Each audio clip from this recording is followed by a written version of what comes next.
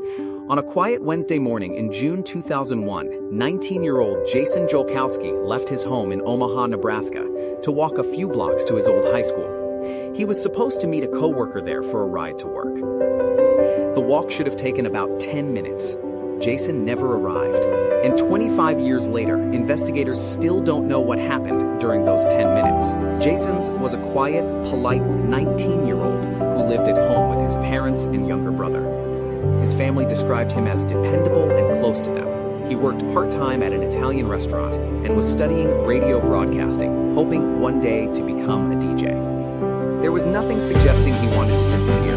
No goodbye, no plan, no sudden change in behavior. And that morning, there was no reason for anyone to think he wouldn't be home later that day. His car was in the repair shop, so when his restaurant manager asked him to come in early, Jason initially planned to walk the entire 4 miles to work. Then his coworker, Teresa, offered him a ride. There was one small problem. Jason had difficulty giving directions to his house, so instead of having Teresa drive there, they agreed to meet at Benson High School, where Jason had previously attended. It was only a short walk away, a simple change of meeting place, one that would become the last decision anyone can confirm Jason ever made. That morning, Jason was wearing a white Chicago Cubs t-shirt and matching cap, black dress pants, and black dress shoes. He was also carrying the red shirt he needed for work.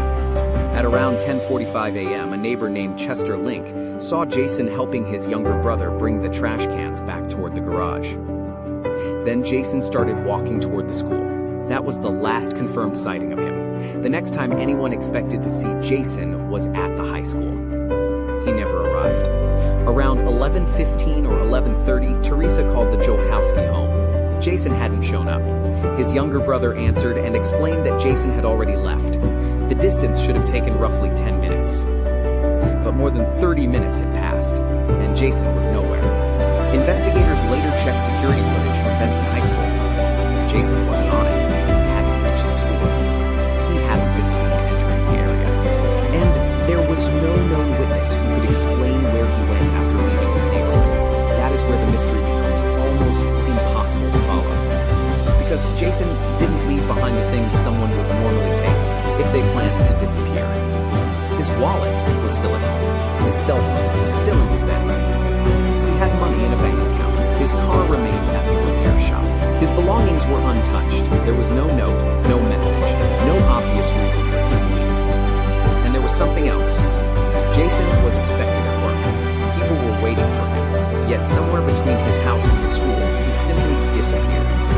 His family reported him missing, but the investigation did not immediately unfold with the urgency it might today. They believed they had to wait 24 hours before reporting an adult missing. They were wrong. By the time police were fully investigating, valuable time had already passed. Jason's route had gone cold. Investigators interviewed family members, friends, neighbors, and coworkers. Teresa, the coworker waiting for him, was investigated and cleared. But there was no crime scene. No blood, no abandoned clothing, no phone, no wallet, no vehicle connected to his disappearance, no eyewitness who could say, "I saw what happened." There was simply a young man who had left home for a 10-minute walk and never reached his destination. And that absence of evidence became the defining mystery. Over the years, investigators considered different possibilities. Maybe Jason was struck by a vehicle. Maybe someone approached him. Maybe he was taken against his will. Maybe someone he knew was involved. But none of those possibilities developed into evidence strong enough to identify a suspect.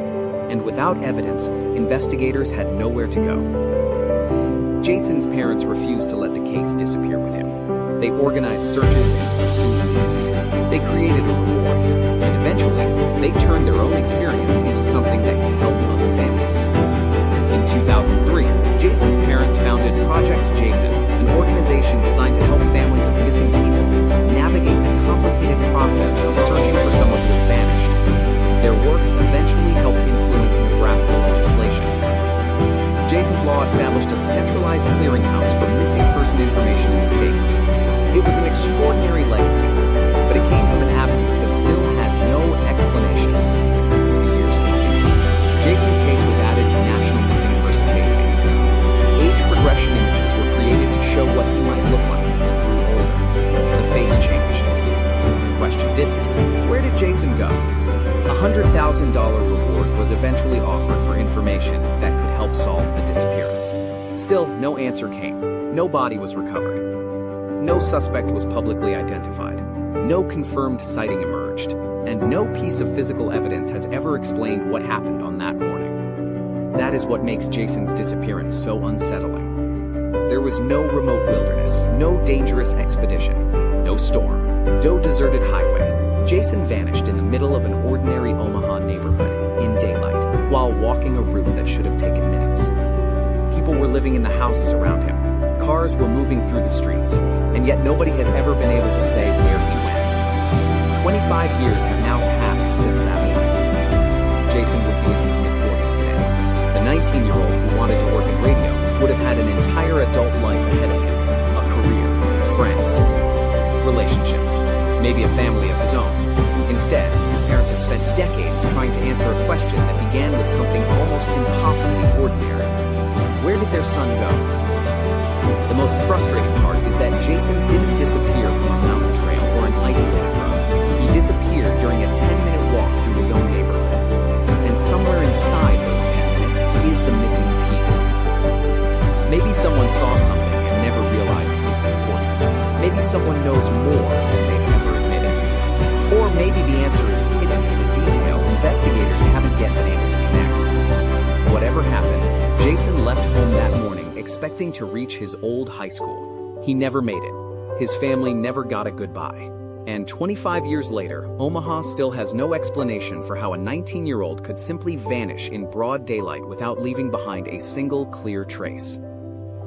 If you have information about Jason Jolkowski's disappearance, contact the Omaha Police Department at 402-444-5600 or Crime Stoppers at 402-444-7867. And if cases like this stay with you, the cases where there are no answers, no final moment, and a family still waiting, subscribe.